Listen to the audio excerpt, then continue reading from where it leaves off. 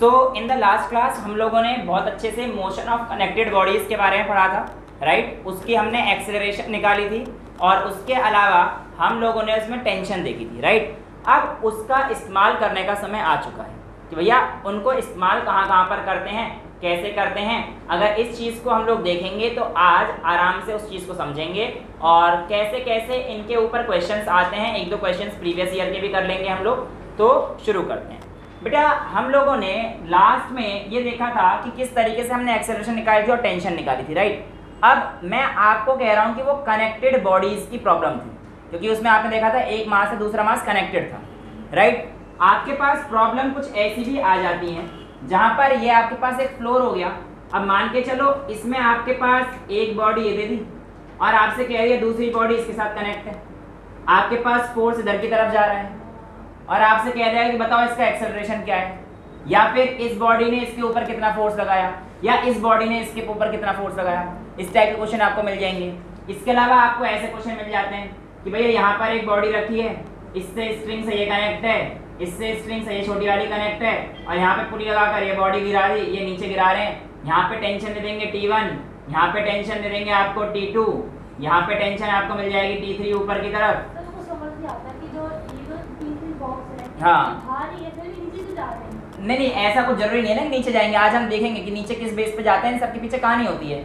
अब वो आपके पास आज पता पड़ जाएगा। बेसिकली सारी चीज़ें फ्रिक्शन पे डिपेंड कर रही है ना, तो जब हम आगे फ्रिक्शन का टॉपिक लेके आएंगे तब देखेंगे। ऐसा नहीं है कि आपके पास बॉडी नीचे ही जाएगी, कई बार हो सकता है बैलेंस कर जाए, है ना। और वो कब कौन सी वैल्यू होती है, मिनिमम वैल्यू जब बॉडी चलना मूव करती है उसे हम लोग लिमिटिंग फ्रिक्शन बोलते हैं। वो लिमिटिंग फ्रिक्शन के बारे में आप पहले एक बार ये क्वेश्चंस कर लेते हैं। जब बेस क्लियर हो जाएंगे तो अगला टॉपिक हमारे पास फ्रिक्शन ही होगा, जो कि आज इंट्रोड्यूस हो जाएगा। ओके, सो स्टार्ट करते हैं। छोटी मोटी प्रॉब्लम से स्टार्ट कर लेते हैं।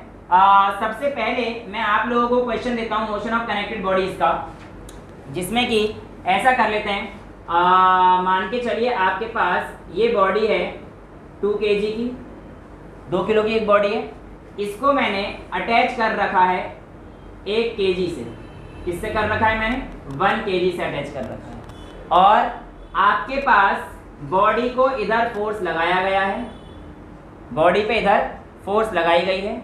और फोर्स जब लगाई गई है तो आपको बताना है कि जो यहाँ पर टेंशन लगी है, यहाँ पर मैंने कह दिया चलो T लग गई, तो आपको एक तो बताना है सिस्टम का एक्सेलरेशन कितना है।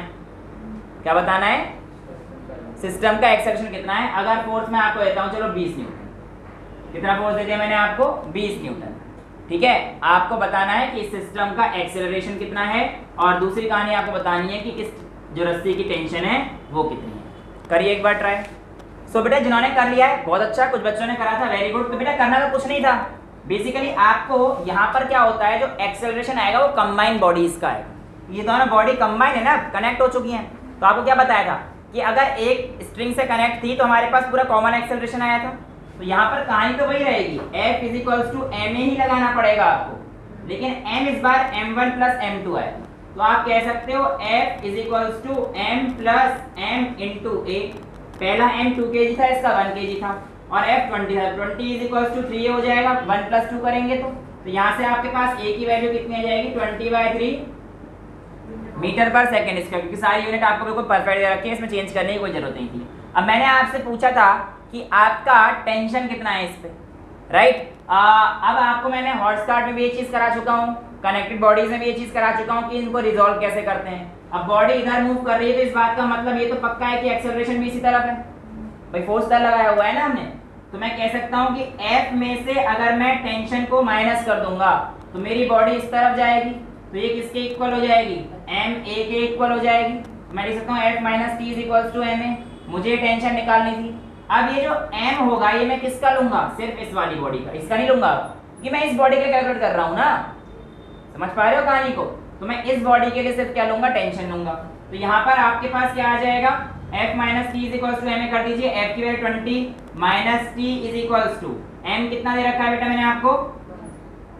1 × a की वैल्यू 20/3। ये कितना आ जाएगा? 6.666 आ जाएगा। तो 20 - 6.6 = टेंशन, तो कितना आ जाएगा? 13.4। इज इक्वल्स टू आपका टेंशन, इतना न्यूटन आपके पास आपका आंसर आ जाएगा। 40/3 जिसका आया था वो भी ठीक ही है ना। तो थोड़ा सा चेक कर लेना, जो वैल्यू आएगी 33 या 39, हाँ 13.3 सही है, चलेगा, कोई दिक्कत नहीं है। तो यहाँ पर आप लोगों के पास एक क्वेश्चन इस तरीके का आप लोगों ने कर लिया है। एक क्वेश्चन मैं और दे देता हूँ जो मेरे सामने अभी रखा हुआ है किताब में। उस किताब में एक छोटा सा डायग्राम बनाया हुआ है M1 M2 M3 का, पर उसमें इस तरीके से दे रखा है, ये M1 है, उसके बाद ये थोड़ा सा बड़ा बना दिया है, इसको M2 कर दिया है, और उसके बाद ये और बड़ा बना दिया है, यहाँ पे इसको क्या कर दिया है, M3 बना दिया है। अब एक चीज़ जो आपको यहाँ पर समझनी है वो ये है कि बेटा जितनी टेंशन इसकी इस तरफ लग रही होगी उतनी अकॉर्डिंग टू थर्ड लॉ उधर भी लगेगी। यानी कि इस पॉइंट पे अगर मैं कहता हूँ इधर से मेरे पास टेंशन T2 लगी है, तो due to action reaction force इधर से भी T2 ही लगती है, ये बात याद रखना। सिमिलरली अगर इस वाली रस्सी पे टेंशन अलग है क्योंकि मास अलग है, इसका टेंशन अलग होगा, पर अगर इसने इस तरफ T1 लगाया है तो इस पे रिएक्शन भी कितने का आएगा, T1। भाई एक्शन रिएक्शन हमेशा इक्वल और अपोजिट रहते हैं, तो ये आपके पास कहीं दे रखी है। और M3 का इसने कह दिया है फोर्स इधर लग रहा है और बॉडी का एक्सेलरेशन इधर, ठीक है। अब मास देखो क्या क्या दे रखा है क्वेश्चन ने। क्वेश्चन ने क्या रखा है, if force is equal to 50 newton and M1 M2 M3 are 5 10 15 respectively. क्या क्या दे रखा है भैया, ये 5 ये 10 ये 15, और कहता है आपके पास जो आपका फोर्स लगा है वो कितना है, 50 न्यूटन का है। आपको बताना है A कितना आएगा, T1 कितना आएगा और T2 कितना आएगा। सेम क्वेश्चन है, पहले करिए फिर मैं आपको कुछ नई चीज भी बताता हूँ। ओके बेटा, कुछ बच्चों के आंसर आ गए हैं, वेरी गुड। जिनके नहीं आए अब आ जाएंगे क्योंकि मैं आप लोगों के साथ हूँ। चलिए सबसे पहले क्या कहानी बताई थी मैंने आपको, कॉमन एक्सेलरेशन निकालना पड़ेगा, और कॉमन एक्सेलरेशन का मतलब आप इन सबका मास ऐड कर दीजिए और आप फॉर्मूला लगा दीजिए F is equals to M1 plus M2 plus M3 into A. F is equals to M है तो M1 plus M2 plus M3 करेंगे तो 15 10 25 और 5 30, तो यहाँ पे मैं लिखता हूँ 30 इंटू ए, और F आपको दे रखा है 50/30, तो A की वैल्यू 5/3 मीटर पर सेकेंड स्क्वायर। ये आपके पास पहला स्टेप आपने पकड़ लिया। अब बेटा यहाँ पर मैं आपको आज एक नई चीज सिखाता हूँ जिसे कहते हैं फ्री बॉडी डायग्राम। क्या बोलते हैं, free body diagram. Free body diagram क्या होती है, फ्री बॉडी डायग्राम कहती है कि आपके पास जो भी रिश्ते बंधन है, जितनी भी चीजें आप लोगों की हैं सारे तोड़ दो। जितने भी रिश्ते बंधन आपको इस रिएक्शन आपको इस सिस्टम में दिख रहे हैं सारे तोड़ दो, और उसके बाद आप सिंगल बॉडी पे लगने वाले सभी फोर्स की जांच करो। कहने का मतलब तोड़ दो यहाँ से, खचेक खचेक, बस देखो ना फ्री बॉडी बन गई, ये फ्री हो गई, ये भी फ्री हो गई और ये भी, इसलिए इसे कहते हैं फ्री बॉडी डायग्राम। तोड़ दिया। अब सबको अलग अलग एनालाइज करो। मैं इस बॉडी का फ्री बॉडी डायग्राम, लेकिन एक्सेलरेशन निकालने के बाद करना है क्योंकि एक्सेलरेशन सब में कॉमन रहेगी, ठीक है। इस बॉडी का फ्री बॉडी डायग्राम बनाता हूँ, तो मेरे पास कुल मिला के बात ये रहेगी कि ये M1 है और इस पे लगने वाला इधर T1 टेंशन था जो कि A एक्सेलरेशन चल रहा था, ये हमारे पास कॉमन आ गया। इस बॉडी का फ्री बॉडी डायग्राम मैंने बनाया तो कहानी कुछ ऐसे थी, इस पे इधर T2 लग रही थी और इस पे इधर T1 लग रही थी, राइट। और अगर मैं इस बॉडी का फ्री बॉडी डायग्राम बनाता हूँ तो मेरे पास ये M3 आ जाएगा बेटा, इधर की तरफ तो मेरे पास F लगेगा और इधर की तरफ मेरे पास T2 लगेगा। ये कहानी हो जाएगी, इसे हम लोग कहते हैं फ्री बॉडी डायग्राम। आपसे पूछा था कि T2 कितना होगा और T1 कितना होगा। अब आप बहुत ही सिंपल से इसे कर सकते हैं। देखिए यहाँ पर आप कह सकते हैं कि जो टेंशन है इसी की वजह से सिर्फ बॉडी आगे जाती है, पीछे तो कुछ है ही नहीं, सिर्फ टेंशन की वजह से बॉडी आगे जा रही है। तो आपके पास T1 की वैल्यू कितनी आ जाएगी, M1 इंटू ए, क्योंकि एक्सेलरेशन क्या है, कॉमन है सबका। ये तो बहुत सिंपल हो गया कहानी। M1 कितना दे रखा था 5, तो 5 इंटू ए कितना आया था आपका 5/3, तो कितना आ जाएगा 25/3 यानी कि 8.3 समथिंग। हो गया सिंपल सी कहानी। अरे इसे तोड़ दो, आराम से तोड़ दो।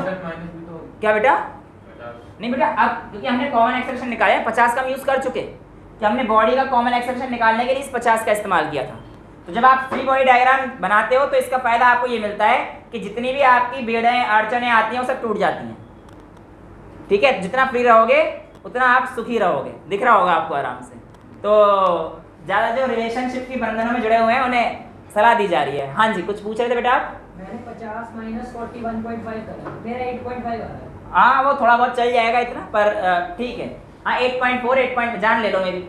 वैसे सवाल पूछ रहे हो 12वीं के बच्चे होके, सॉरी 11वीं के, जो भी है हो तो सही। अब देखो आगे देखते हैं। T2 निकालना था।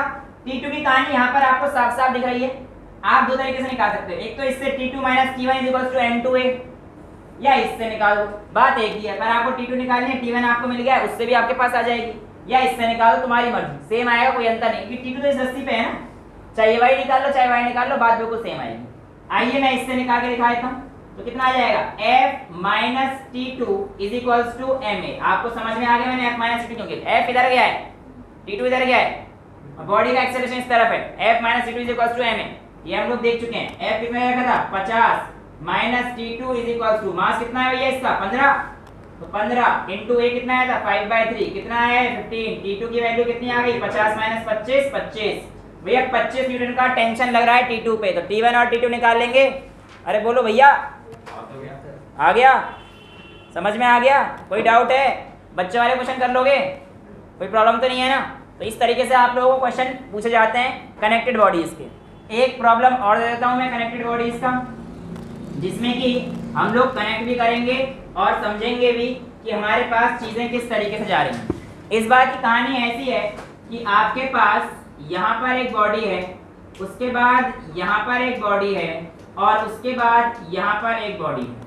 आपको मास दे रखा है इसका 5 kg, इसका 2 किलो का, और इसका आपको दे रखा है 3 किलो का, और आपको बोला गया है कि जिस फोर्स से ऊपर खींचा गया है, ये तो हमें नहीं दे रखा, बिल्कुल नहीं दे रखा, ये कह रखा है कि सिस्टम जो पूरा ऊपर जा रहा है उसका एक्सीलरेशन 2 मीटर पर सेकेंड स्क्वायर है, यानी कि बॉडी की जो एक्सेलरेशन दे रखी है ऊपर जाते वक्त, इसकी एक्सेलरेशन 2 मीटर पर सेकेंड स्क्वायर दे रखी है। हाँ, बॉडी ऊपर जा रही है, और आपके पास यहाँ पे कह रहा है इस दौरान आपके पास ये टेंशन T1 आई है, ये टेंशन T2 आई है, और ये टेंशन T3 आई है। तो आपसे कहा जा रहा है कि T1, T2 और T3 निकालिए।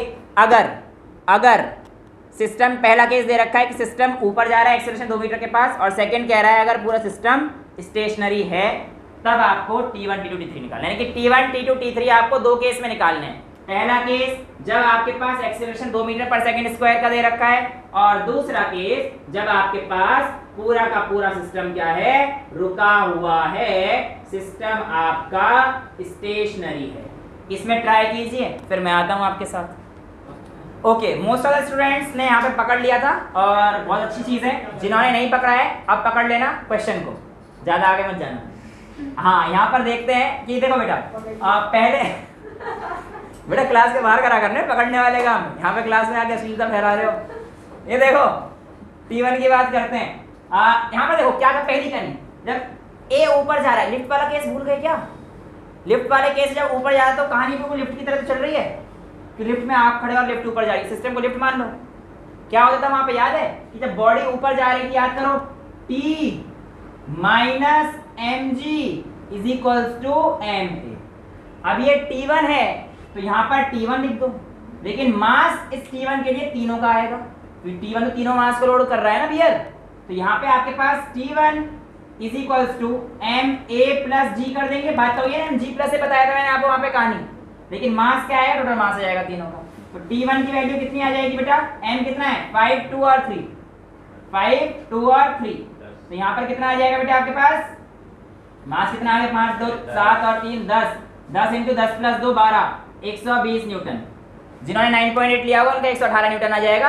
कहानी सही है, 9.8 ही लेना, मैं कैलकुलेशन आसान करने के लिए कह रहा हूँ। अच्छा, T2 के लिए क्या हो जाएगा, देखो T2 के लिए इसका तो कोई मतलब नहीं है ना। अरे भाई T2 के लिए इस मास का क्या मतलब है, कोई मतलब ही नहीं है इस मास का। T2 तो इस दोनों मास के लिए डिपेंड कर रहा है बस। तो आपके पास T2 कितना आ जाएगा, सिमिलरली m इंटू जी प्लस ए, तो यहाँ पे m कितना आएगा 3 प्लस 2 5, 5 इंटू 12 कितना आ गया 60 न्यूटन। T3 तो आपको दिख ही रहा है, T3 इज इक्वल्स टू आपके पास mg प्लस है, तो यानी कि 3 इंटू 12 कितना आ गया 36 न्यूटन। तो ये आपके पास क्वेश्चन हो गया सिंपल सा। अब आपसे दूसरा केस पूछा गया था जब सिस्टम स्टेशनरी में है, बेटा कुछ भी नहीं करना, फिर तो और सिंपल हो गया। जहाँ पे g प्लस ए लगा रखा था इसको खत्म कर दो, भाई ए ही तो नहीं लगेगा, बाकी टेंशन तो सेम रहेगी। mg जो लग रहा है, फ्री बॉडी डायग्राम बना दो इसका, चाहो तो ये ऐसे कर लो। अब एक्सेलरेशन नहीं लग रहा है इसमें, देख लो T3 mg के बराबर है, जो T3 के वेट को इसने बैलेंस कर रखा होगा ना फिर mg के, तो T3 is equals to mg। कहानी तो वैसे भी आएगी, वैसे भी सेम आएगी, कोई फर्क नहीं पड़ना। T2 का यहाँ पे T2 minus T3 is equals to mg होगा। थोड़ा कॉम्प्लिकेट हो जाएगा, इसलिए बॉडी को निकाल के कर लो, क्या फर्क पड़ना है। तो यहाँ पे T1 के लिए कितना आ जाएगा, is equals to m into g कहानी, तो कितना आ जाएगा 5 + 2 + 3 10 इंटू 10 कितना आ गया 100 न्यूटन। ऐसे T2 कितना आ जाएगा 5 इंटू 10, इस बार प्लस थोड़ी करेंगे 50 न्यूटन, और उससे अगला जो आपके पास आएगा उसकी वैल्यू निकाल लेना, मतलब समझ गए ना कहानी को। तो यही आंसर मेरे हिसाब से आने चाहिए, हाँ इतने ही आ रहे हैं। तो ये आपके पास क्वेश्चन हो जाता है छोटा मोटा, इस तरीके से इन क्वेश्चंस को करते हैं। कर लोगे कनेक्टेड बॉडीज के क्वेश्चन को। हाँ जी, हाँ T3 भी ऊपर ही जा रहा था। नहीं, आपके पास सिस्टम तो पूरा ऊपर जा रहा है ना बेटा, तो आपके पास T2 वाला, हाँ आप दोनों केस से निकाल सकते हो, पर सिर्फ T3 के केस से आप T3 का केस जैसे ये निकाला था मैंने, तो आप T3 का केस इससे भी निकाल सकते हो और इससे भी निकाल सकते हो, फ्री बॉडी डायग्राम में सेम आएगा, उसमें कोई अंतर नहीं है।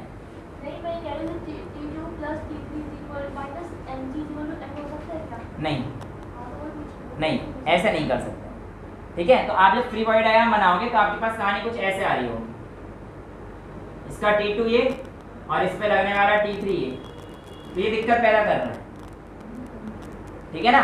तो इसको आप आराम से ऐसे सॉल्व कर सकते हो। हालांकि आपको बताया जितना इस पे जा रहा होगा इतना T3 भी इस पे जा ही रहा होगा वापस, मतलब कुछ कहानी ऐसे हो रही होगी, तो आप इसका इस्तेमाल भी कर सकते हैं। T2 - T3 = m × g + n, इससे भी आप कर सकते हो, कोई दिक्कत नहीं, क्योंकि ये जितना आ रहा होगा तो जा भी तो रहा होगा, एक्शन रिएक्शन भी तो हो रहा होगा। T2 - T3 = m g + a, क्योंकि बॉडी तो ऊपर ही जा रही है, अब भी एक्सेलरेशन थोड़ी नेगेट कर सकते हो आप जब एक्सेलरेशन चल रही है। पर यहाँ पे आपके लिए कंडीशन क्या है कि एक वैल्यू नोन होनी चाहिए T2 या T3 में से, तभी आप निकाल पाओगे। mg से काम नहीं चलेगा, अगर रेस्ट वाला केस है उसमें चल जाएगा काम, लेकिन जब बॉडी एक्सेलरेशन चल रही है तो आप a को नेगलेक्ट कर ही नहीं सकते बेटा, बॉडी ऊपर जा रही है तो g में a+ होगा ही होगा। mg ले तो लिए, जब यहाँ पे mg + लगा रहा हूँ तो इसमें दोनों चीज़ आ गई बेटा, इसका मतलब ये है दोनों चीज़ें आ चुकी हैं, ठीक है। जब हम लोग कोई डेराइव करके चीज़ें निकालते हैं इसका मतलब सारी चीज़ें इंक्लूडेड है, फॉर्मूला इसमें लगाया जाता है क्योंकि इसमें सारी चीज़ें इंक्लूडेड होती हैं बेटा, ऐसा नहीं है कि हम कुछ भी लगा देते हैं, ठीक है। चलिए एक आध क्वेश्चन हम लोग पुली का खींच लेते हैं, और पुली का फिर अच्छा वाला क्वेश्चन कर लेते हैं, जिसमें कि मैं आपसे कहता हूँ कि एक किताब में ही दे रखा है, और इस क्वेश्चन को करने के बाद फिर हम लोग अपना आगे थोड़ा सा टॉपिक को बढ़ाने की कोशिश करेंगे। इस क्वेश्चन में देखो बेसिक वाले क्वेश्चन तो आप लोग कर ही लोगे कि भैया ऐसे गया, यहाँ पे एक्सेलरेशन निकालो, P निकालो, उसमें डायरेक्ट फॉर्मूला लगा दोगे। जैसे मैंने पूछूंगा यहाँ पे एक बॉडी कनेक्टेड है m1, यहाँ पे कह दूंगा m2, आपसे कहूँगा इसके एक्सेलरेशन निकालो, तो आपके पास सिस्टम की एक्सेलरेशन निकालने का फॉर्मूला था m2 - m1/m1 + m2 × g। t निकालने का formula 2m1 m2/m1 + m2 × g। ये सब हम लोग डेराइव कर चुके हैं, ये बच्चों वाले क्वेश्चन आप कर लेना। एक क्वेश्चन जो अच्छा क्वेश्चन है वो मैं यहाँ पे आपको दिखा देता हूँ। इसने कहा है कि ये m1 बॉडी और ये m1 बॉडी हमारे पास किसी एक हुक से अटैच है इस तरीके से कि यहाँ पर जो रस्सी पे टेंशन लग रही है ये मेरे पास T1 दे रखी है। उसके बाद बोला है कि यहाँ पर एक टेबल से आपके पास एक पुली आपके पास यहाँ पर रख दी गई है और इस पुली से ये वायर आपकी जा रही है। पुली से वायर जाने के बाद यहाँ पर एक और पुली लगा दी गई है और इस पुली से आपके पास यहाँ पर एक फिक्स सपोर्ट रखा गया है जिसमें कि आपके पास ये ऐसे वायर कनेक्टेड है। अगर ये T1 है तो ये बोल रहा है कि यहाँ पर भी टेंशन T1 है और ऑब्वियसली बात है जब एक सिस्टम मैंने आपको बताया था ना, जब एक पूरा सिस्टम एक है तो इस वाले वायर में भी T1 एक होगी। लेकिन कहानी यहाँ तक नहीं रुकी, कहानी कहता है कि इस पुली से एक और मास M2 मास जोड़ दिया गया है। क्या बोलता है? इस पुली से एक और मास M2 जोड़ दिया गया है जिसमें टेंशन कितना है आपके पास T2 है। आपको क्या बताना है कि T1 कितना होगा, T2 कितना होगा, M1 का एक्सेलरेशन कितना आएगा, M2 का एक्सेलरेशन कितना आएगा। क्या क्या बताना है? In terms of M1, M2 and G find the acceleration. सिर्फ एक्सेलरेशन बताना है, फिर तो आप T तो बता ही दोगे।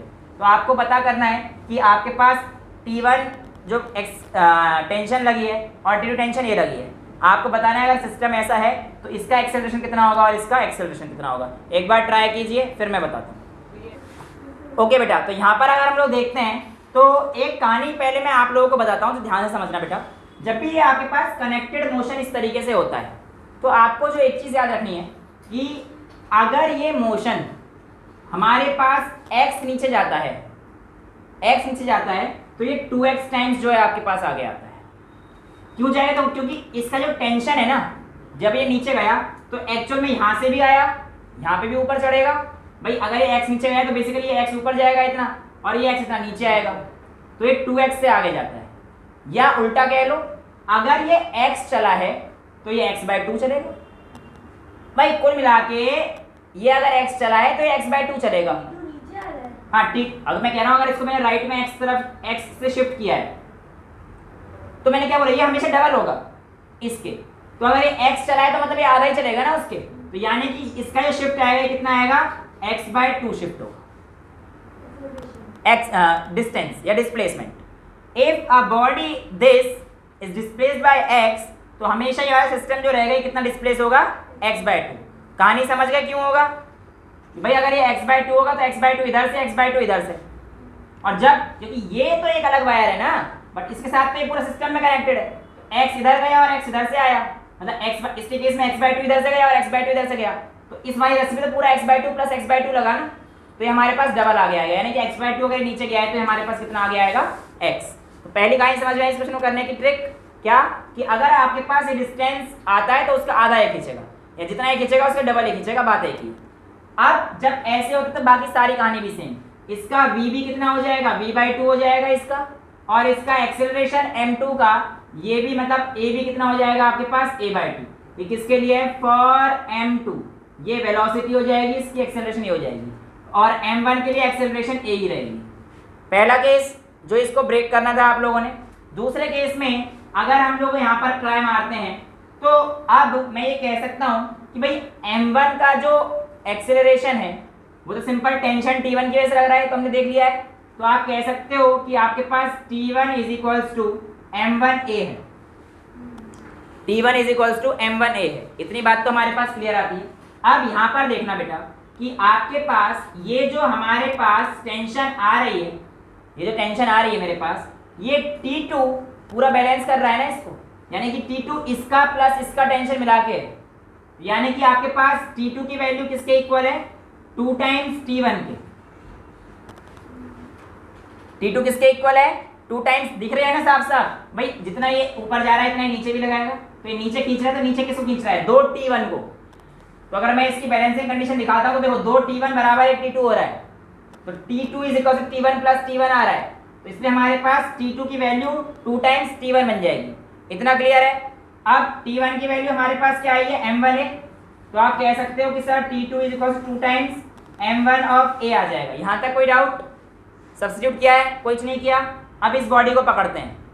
इस बॉडी में कहानी ये है कि जब नीचे गया तो कुल मिला के एक्सेलरेशन नीचे ही पहुंचा होगा, तो इसका जो मास है m2 × g, ये T2g को माइनस करना पड़ेगा, तभी तो कहानी ऐसे हो रही है भैया, m2g ज़्यादा है क्योंकि तभी तो नीचे जा रही है बॉडी, माइनस आप अगर T2 करेंगे तो ये आपके पास कितना आ जाएगा, m2 × a, इस बॉडी का a, बट इस बॉडी का a कितना आएगा, a/2। ये तो समझाया मैंने आपको कि इस बॉडी का एक्सेलरेशन भी कितना रहेगा, a/2, तो m2 × a/2। यहाँ तक आपको ब्रेक करना था, बाकी सब्स्टिट्यूशन का खेल है।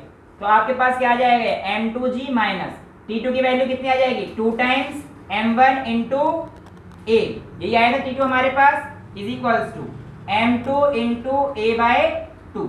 इस 2 से इधर मल्टीप्लाई कर दीजिए तो आपके पास कहानी क्या आ जाएगी, 2 times m2g minus 4m1a = m2a। चलेगा भाई, 2 से मल्टीप्लाई करो, दोनों ही मल्टीप्लाई होगी, और m1a को इधर लेके जाओ तो आपके पास कहानी आ जाएगी 2 times m2g = m2a plus 4 times m1 × a। चलेगा, यस यस। अब आगे हमारे पास आते हैं कि हमारे पास ये सॉल्यूशन कैसे करना है। कहानी खत्म, एक कॉमन ले लो, 2 times m2 × g = m2 plus 4 times m1 × a हो जाएगा। क्लियर है इतना? अब यहाँ पर हमारे को a निकालना था, तो आपके पास कितना आ जाएगा, 2 times m2 × g upon m2 plus 4 times m1 = a। जरा याद करो, एक इसकी टेंशन, एक इसकी एक्सेलरेशन है, m1 बॉडी की, m1 बॉडी की है ना ये, मैंने कहा था m1 और m2 दोनों का एक्सेलरेशन निकालो, आपने ये पकड़ लिया, इसका मतलब ये एक्सेलरेशन किसकी आई है, इसकी आई है, तो m2 की कितनी हो जाएगी, a/2, इसको 2 से डिवाइड कर दीजिए तो आपके पास कितना आ जाएगा, ये a की आ गई, ये फॉर m1 आपके पास इतनी आ गई है। नाउ फॉर m2 कितनी आ जाएगी, इसको 2 से डिवाइड कर दीजिए, फॉर m2 कुछ भी नहीं है, ये हो गया बच्चों वाला क्वेश्चन, m2 प्लस 4m1 आ जाएगा, 2 से डिवाइड करोगे 2 कट जाएगा, बाकी सब कुछ सेम रहेगा। तो ये आपके पास for m2 a is equals to आपके पास ये आ जाएगा। तो बस यहाँ तक की जो ट्रिक थी अगर आप समझ जाओगे तो बाकी क्वेश्चन को आप अपने आप ब्रेक कर सकते हो। इतना नोट करो फिर आगे बढ़ते हैं। सो बेटा क्वेश्चंस कुछ कर लिए हमने, काफ़ी हैं। अब चलो टॉपिक पे चलते हैं। जो हमारा आज का टॉपिक है, पहला टॉपिक बेसिकली वो कौन सा है? फ्रिक्शन। अब आया आज का टॉपिक है जब क्लास खत्म होने वाली है। कोई बात नहीं मुन्ना, बहुत बढ़िया टॉपिक है। टॉपिक बहुत बढ़िया है, फ्रिक्शन नाम का। आप अगर क्वेश्चन सॉल्व कर पा रहे हो, जो कि नहीं कर रहे हो, मतलब कहने का मतलब पेन तो चला रहे हो ना, कोशिश तो करते हो। क्यों चला पा रहे हो? इस फ्रिक्शन की वजह से चला पा रहे हो। मेरा कहने का मतलब मैं ये थोड़ी कह रहा हूँ तुमसे क्वेश्चन नहीं हो रही, बेटा बेइज्जती करता ही नहीं हूँ। मैं तो ये कह रहा हूँ तुमसे पेन नहीं चल रहा तो फ्रिक्शन की गलती है, तुम्हारी गलती थोड़ी है। तुम तो पेन चलाना चाहते हो पर चलता ही नहीं, न्यूमेरिकल हिलता ही नहीं है, क्योंकि सर हमें थ्योरी पढ़नी है। दिमाग नहीं चलता, हाँ उसमें शायद फ्रिक्शन की दिक्कत हो रखी होगी, लुब्रिकेंट थोड़े से दिक्कत कर रहे होंगे। अच्छा अब देखो यहाँ पर जरा, फ्रिक्शन एक ऐसी फोर्स जो हमेशा अपोज करती है, जो रोल तब प्ले करती है जब कोई दो बॉडी कांटेक्ट में आती है। बेटा मेरे कांटेक्ट से मतलब हर तरीके के कांटेक्ट है, प्लीज थोड़ा ध्यान यहाँ पे लगाइए। कहने का मतलब है कि अगर मैं चल पा रहा हूं तो मेरी चप्पल और ये जमीन कांटेक्ट में है ना, वहां पे फ्रिक्शन है। दरअसल हमें दिखने को ऐसा दिखता है कि मेरी चप्पल का बेस और मेरा जमीन बिल्कुल ऐसे एक दूसरे को कांटेक्ट में करते हैं, टच करते हैं, लेकिन सच्चाई कहीं दूर है। माइक्रोस्कोपिक स्टडी करने पर पता पड़ा कि वास्तविकता ऐसी नहीं है। वास्तविकता तो कुछ ऐसी है कि जो पॉइंट ऑफ कांटेक्ट होता है, एक्चुअली ये सरफेस है हमारे पास, ये बहुत ही उबड़ खाबड़ है। जो टेबल आपको बिल्कुल स्मूथ दिख रही है, एक्चुअल में वो स्मूथ नहीं है, उसमें आपके पास बहुत ज़्यादा उबड़ खाबड़ चीज़ें हैं। और अगर आप किसी चप्पल को या किसी भी चीज़ को आप रख रहे हो तो बेसिकली वो हर जगह पे नहीं, कुछ ही जगह पर कांटेक्ट में आती है। और ये कुछ जगह हैं जहाँ जहाँ पर कांटेक्ट में आएगी वहाँ पर आपका फ्रिक्शनल फोर्स लगेगा। जब कभी सिर्फ दो बॉडीज कांटेक्ट में होंगी, नॉर्मल कांटेक्ट में, जब कभी दो बॉडी, जैसे कि इस समय का मैं बात करता हूं, तो मैं ना चल रहा आगे, खड़ा हूं ना, स्टेशनरी खड़ा हूं ना। अगर मैं अपना एक डायग्राम बनाता हूं तो मेरे कहने का मतलब है कि इस समय पर बेटा यहां पर इस तरीके से मैं खड़ा हूं। अब एक फोर्स कंपोनेंट में पीछे की तरफ धकेल रहा हूं, खड़ा तो हूं ना, तो मेरे पास एक नॉर्मल रिएक्शन ऊपर लगेगी और इस समय पर जो फ्रिक्शन लग रही है वो इस तरफ लग, तो एक कंपोनेंट ऑफ फोर्स, लेकिन फोर्स तो मेरा इधर की तरफ कहीं से लग रहा है। भाई फोर्स तो तभी तो मैं नॉर्मल बैलेंस कर पाता है। जब चलूंगा तब तो और अच्छे से आपको समझ में आ जाएगा। तब आपके पास जब मैं इस फ्रिक्शनल फोर्स को ओवरकम कर दूंगा तब मैं चल पाऊंगा, तब ये फ्रिक्शनल फोर्स इधर की तरफ लगेगा उल्टा। लेकिन नॉर्मल के केस में आपका अभी Fs, जिसे मैं फ्रिक्शनल फोर्स छोटा है बोलता हूँ, और ये नॉर्मल है, ये as a component of force इस तरीके उस डायरेक्शन जब खड़ा रहता है तो आई की तरफ लगता है। इस तरफ मेरा भी फ्रिक्शन लगा हुआ, इस तरफ नहीं लगा। इस तरफ कब लगेगा? पीछे की तरफ फ्रिक्शन, जब मैं आगे अब पीछे की तरफ फ्रिक्शन लग रहा है, यानी कि frictional force is opposing in nature. अभी आगे क्यों लगा? क्योंकि मेरे आगे के मोशन को अपोज करेगा, हमेशा ऑपोजिंग फोर्स। कांटेक्ट में जब बॉडी आती है तब आती है कहानी। बोलते रहा हूँ ये रहा, जब ये बॉडी रुकी है, फ्रिक्शन लग रहा है, आप इस वजह से खड़े हो पा रहे हो, वरना आप कहीं बर्फ पे खड़े होकर देखना, जहाँ पे फ्रिक्शन लेस सरफेस आती है आप फिसल जाते हो। वहाँ पे क्यों फिसलते हो? क्योंकि फ्रिक्शन बहुत कम है। जहाँ पे फ्रिक्शन बहुत कम है वहाँ पे आपको दिक्कतें होंगी। ठीक है, अब हमारे पास फ्रिक्शन बेसिकली 3 टाइप के जो जनरली आएंगे उसको समझते हैं। एक मान के चलिए, अब मैं आपके सामने यहाँ पर एक दो चीज़ें दिखाता हूँ। ये आपके पास एक छोटा सा एपरेटस है, और अगर इस एपरेटस को अगर आप ध्यान से देख पा रहे हैं, आई होप कैमरा में भी दिख रहा है। हाँ बेटा ये वही है जिससे कल आपने पुलिस सीखा था या नहीं पता नहीं। अब देखो बेटा, यहाँ पर अगर मैं इसको छोड़ देता हूँ तो ये गिर जाएगा, दिख तो रहा है। अरे तो यार अब गिराऊंगा थोड़ी, टूट जाएगा, नुकसान हो जाएगा। वेल यहाँ पर मैं आपको बता दूं कि जो ऊपर की सरफेस है ये पूरी ग्लास लगा रखा है ऊपर, जिससे कि फ्रिक्शन काफ़ी कम है, और इस पे ये कार्ट मेरा आसानी से स्लाइड कर पा रहा है। अब अगर मैं बोलता हूँ कि मैं एक ऐसी वैल्यू सेट करना चाह रहा हूँ, अभी रुकिए जरा, मैं करके दिखा देता हूँ आपको। मैं एक ऐसी वैल्यू सेट करना चाह रहा हूँ जिससे अभी मैंने पकड़ रखा है, छोड़ दूंगा तो गिर ही जाएगा। देखो गिर रहा है, मैं बिल्कुल छोड़ रहा हूँ तो आगे आ रहा है। मैं कह रहा हूँ कि मैं एक ऐसी वैल्यू सेट करना चाहता हूँ कि ये वाला जो कार्ट है ये इस पर ना गिरे। क्या कह रहा हूँ कि ये कार्ट मतलब ये नीचे की तरफ ना आए। अभी तो ये नीचे की तरफ आ रहा है ना मेरा पेन, इवन बिना वेट के भी पेन मेरा नीचे की तरफ आ रहा है। क्यों?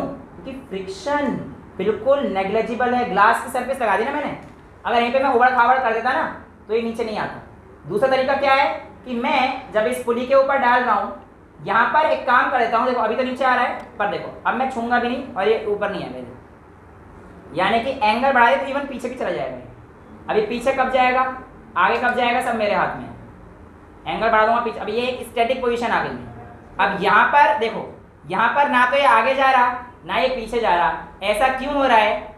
और ये देखिए आप यहाँ पर आपको एक एंगल भी दिख रहा है, प्रॉपर एंगल दिख रहे हैं। ये जो नीचे वाला जो बेस है जहाँ से एंगल टच करेगा, ये इसके देखो 5, 10, 15, 20, अभी कितने पे पीछे जाएगा, कितने पे आगे आएगा, ये सारी कहानी आपको दिख रहा होगा। इसे आराम से खेल सकते हैं।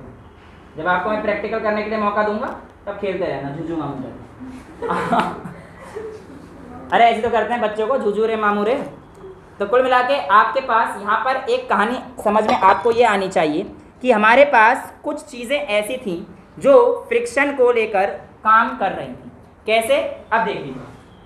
पहला केस, जब बॉडी मैंने बिल्कुल रेस्ट पे रखी हुई थी, यानी कि मूव ही नहीं कर रही, और मैंने कुछ फोर्स लगाया होगा, मान के चल रहा हूँ ना, स्टार्टिंग की बात कर रहा हूँ, तो उस बॉडी का उस समय पर एक स्टैटिक फ्रिक्शन होता है।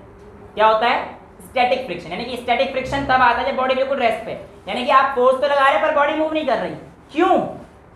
क्योंकि उसके पास जो स्टैटिक फ्रिक्शन है, देखो जैसे कि मैं कहना चाह रहा हूँ, ये ब्लॉक रखा आपने और आपने इधर फोर्स लगाया, अब जब कॉन्टेक्ट में आ गया आप इधर फोर्स लगा रहे तो फ्रिक्शन किस तरफ लगेगा? ऑब्वियसली बात इस तरफ लगेगा।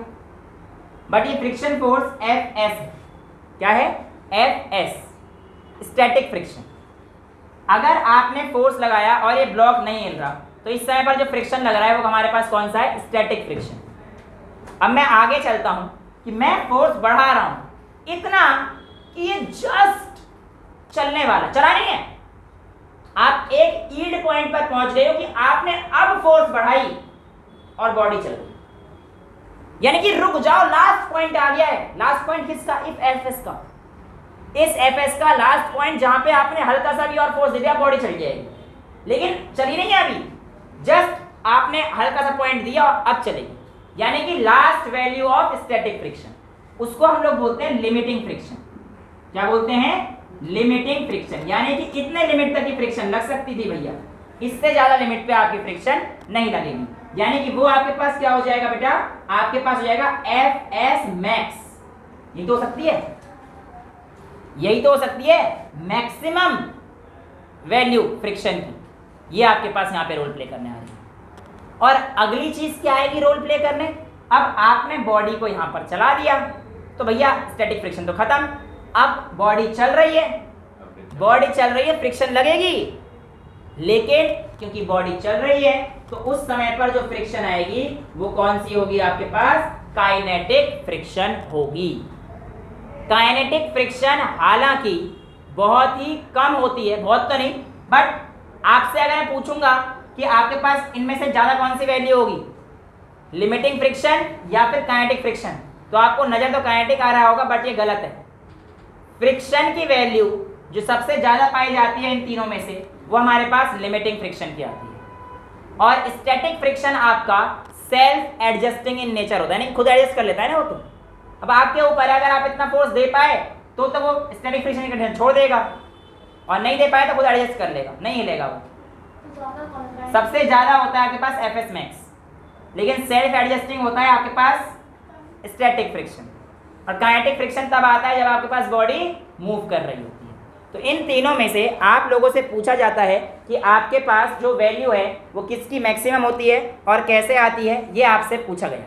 अब अगर मैं ग्राफ बनाऊं तो कैसा आएगा ये देखिए बेटा। एक वैल्यू थी जहां तक आपने फोर्स लगाया बॉडी चली नहीं, यानी कि फ्रिक्शन डायरेक्टली प्रोपोर्शनल था फोर्स के, जितना फोर्स बढ़ा रहा है ये बढ़ता जा रहा है, तो एक पॉइंट तक तो स्टार्टिंग तक तो ये आएगा। लेकिन जब ये Fs की वैल्यू लिमिटिंग तक पहुंच जाएगी, वहां पे थोड़ी सी बड़ी थी ना फ्रिक्शन, तो उसका ग्राफ हम लोग बनाना थोड़ा सा ऐसा, ये पहुंचा ऊपर, और जब आपके पास ये लिमिटिंग फ्रिक्शन पहुंच गई है उसके बाद आप इस वैल्यू को ओवरकम कर जाओगे तो बॉडी क्या करना शुरू कर देगी, मूव करना शुरू कर देगी। और एक बार काइनेटिक फ्रिक्शन आती है तो कांस्टेंट रहता है अनटिल एंडलेस वेलोसिटी बहुत ज़्यादा हाई या बहुत ज़्यादा लो ना करो तो उस काइनेटिक का ग्राफ कैसा बनेगा आपके पास, तो यहाँ पर मैं क्या कह सकता हूँ कि ये आपके पास Fs है, ये वाला पॉइंट आपके पास Fs मैक्स है, और ये वाला पॉइंट आपके पास क्या है, काइनेटिक फ्रिक्शन है, जहाँ पे बॉडी आपके पास क्या हो गई है, कांस्टेंट हो गई है। तो ये आपके पास फ्रिक्शन और अप्लाइड फोर्स का ग्राफ आपके सामने बना दिए। देखो यहाँ पे कहानी समझ में आ गई, ये फ्रिक्शन वाली कहानी है और ये आप फोर्स लगा रहे हो, तो इधर फोर्स और इधर फ्रिक्शन। ये आप लोगों से पूछी जाती है कि बेसिकली हमारे पास चीज़ें कैसे आती हैं। अब हमारे पास आता है कि आपके पास लॉज ऑफ फ्रिक्शन क्या है, क्या पूछेगा, लॉज ऑफ फ्रिक्शन क्या है। तो बेटा जब मैंने आपको ये डायग्राम बना के दिखाया है, यहाँ पर कहानी अब की बार कुछ उल्टी हो जाएगी कि अब की बार फोर्स जो है मेरा इधर लग चुका है, इस बॉडी को डालता हूँ यहाँ पे, अब मैं यहाँ पर फोर्स लगा रहा हूँ, तो इस फोर्स को अगर मैं लगा देता हूँ तो यहाँ पर मेरे पास क्या लगेगा, स्टैटिक फ्रिक्शन लगेगा। ये बात तो पक्की हो गई है। और जब आप फोर्स इधर लगा रहे हो तो आपका Fs इधर लग गया है, और जब Fs इधर लग रहा है तो आपके पास नॉर्मल जो है, या जिसको आप R बोल देते हैं, वो आपके पास इस तरीके से रहता है। यानी कि आपका ये n किसको बैलेंस करता है, बेसिकली आपके mg को ही तो बैलेंस करता है। भाई अगर आप खड़े हो तो मेरे नॉर्मल किस चीज को बैलेंस कर रहा है, मेरे वेट को, W = mg। समझ पा रहे हो ना कहानी को, सिंपल सी कहानी है। तो कुल मिला के बात ऐसी नहीं आ रही क्या समझ, अगर मैं आपकी किताबों में जनरली R लिखा रहता है इसलिए मैं इसे R लिख रहा हूँ, ठीक है, कि आपका ये जो स्टैटिक फ्रिक्शन है, स्टैटिक, उस समय पर मेरे पास डायरेक्टली प्रोपोर्शनल किसके रहता है, Fs डायरेक्टली प्रोपोर्शनल रहता है R के। जितना जिसका वेट ज्यादा होगा उतना उसको ज्यादा दम लगाना पड़ेगा, तो खुद समझ लो। अभी यहाँ पे मैं खड़ा हूँ, एक आध बच्चा आएगा तुम में से धक्का दे देगा, अभी मैं खड़ा कर दूँ आदित्य भाई को, हिला के दिखा देना उसे, तुम नहीं हिलेगा ना भैया, क्यों, क्योंकि उसका R नॉर्मल mg के वजह से ज़्यादा है, तो यानी कि उसका स्टैटिक फ्रिक्शन काफ़ी ज़्यादा रहेगा, मुझे ज़्यादा दम लगाना पड़ेगा उसे हिलाने के लिए। तो कुल मिला के Fs directly proportional to R, तो आपके पास Fs directly proportional to mg। जब आप इस डायरेक्टली प्रोपोर्शनल का साइन हटाएंगे तो आपके पास क्या आ जाएगा, एक कांस्टेंट जिसका नाम होता है μs। μs क्या है, कोफिशिएंट ऑफ स्टैटिक फ्रिक्शन। क्या आ गया, कोफिशिएंट ऑफ स्टैटिक फ्रिक्शन, जो कि बराबर होता है F टाइम्स F/R, तो इज इक्वल्स टू F/mg। तो ये हमारे पास क्या था, F क्या था, स्टैटिक फ्रिक्शन, और mg क्या है, नॉर्मल कंपोनेंट। तो व्हाट इज आपके पास μs, what is coefficient of static friction, it is the ratio of static friction to the normal component, किसी के नॉर्मल कंपोनेंट, सॉरी किसी के स्टैटिक फ्रिक्शन वर्सेस उसका नॉर्मल कंपोनेंट का जो रेशियो आता है हमारे पास, उसे हम लोग क्या बोलते हैं, स्टैटिक फ्रिक्शन, इस तरीके से बोलते हैं। क्लियर है, यहाँ तक कोई दिक्कत। सेम केस आपके पास किसका आता है, काइनेटिक फ्रिक्शन का। उसमें Fs की जगह यहाँ पे Fs था, यहाँ पे Fs था ना, उसमें क्या हो जाएगा, Fk। काइनेटिक फ्रिक्शन वो भी डायरेक्टली प्रोपोर्शनल टू R ही रहेगा, बस K आ जाएगा, कोई अंतर नहीं है। वहां पे आपके पास Fk को अगर आप हटाएंगे तो आपके पास क्या आ जाएगा, is equals to μk into R। कहानी भाई R की जगह mg लिख दो, तो आपके पास μk कितना आ जाएगा बेटा, Fk/mg। बिल्कुल सेम कहानी आ गई ना। यहाँ पे क्या कहोगे, यहाँ पर आपके पास जो कोफिशिएंट ऑफ काइनेटिक फ्रिक्शन है, ये क्या है हमारे पास, कोफिशिएंट ऑफ काइनेटिक। काइनेटिक क्योंकि बॉडी मोशन में आ गई, स्टैटिक क्योंकि बॉडी रेस्ट पे, स्टैटिक मतलब बॉडी रेस्ट पे, काइनेटिक मतलब बॉडी मोशन में है, बस इतनी सी तो बात है। तो μk is equals to Fk/mg। तो ये रेशियो किसका है, आपके पास काइनेटिक फ्रिक्शन का। देखो बॉडी अगर हमारे पास इस तरह से v वेलोसिटी से मूव कर रही है तो इधर Fk ऐसे लगता है, कहीं तो बिल्कुल सेम ही है, तो Fk/mg। तो ये आप लोगों से पूछा जाता है, छोटी सी बात। अब सिमिलर सिंपल सी बात है, सिंपल सी बात है कि भैया Fk से ज्यादा क्या होता है, Fs। अभी तो बताया मैंने आपको कि स्टैटिक फ्रिक्शन सबसे ज्यादा होता है, इसी वजह से हमारे पास μk से ज्यादा μs, यानी कि coefficient of self friction μk से ज्यादा रहता है। समझ में आई इतनी बातें, यहां तक कोई डाउट है, क्लियर है। अब मैं आपको बताता हूं कि एंगल ऑफ फ्रिक्शन क्या होता है। क्या बताता हूं, एंगल ऑफ फ्रिक्शन, कुछ नहीं, कुछ भी नहीं। एंगल ऑफ फ्रिक्शन का मतलब है कि अगर आपके पास यहां पर एक बॉडी रखी हुई है, राइट, और चलो इसी बॉडी को ले लेते हैं। इस बॉडी का जब मेरे पास यहां पर ऐसे रखी हुई है तो एक फोर्स का कंपोनेंट ये बनेगा। ये जो फोर्स का कंपोनेंट नॉर्मल के साथ रिएक्शन बनाता है, ये जो फोर्स का कंपोनेंट नॉर्मल के साथ किस समय पर, जब बॉडी रखी हुई है, यानी कि स्टैटिक फ्रिक्शन ही लग रही है, अब भी बॉडी की स्टैटिक फ्रिक्शन ही लगी है।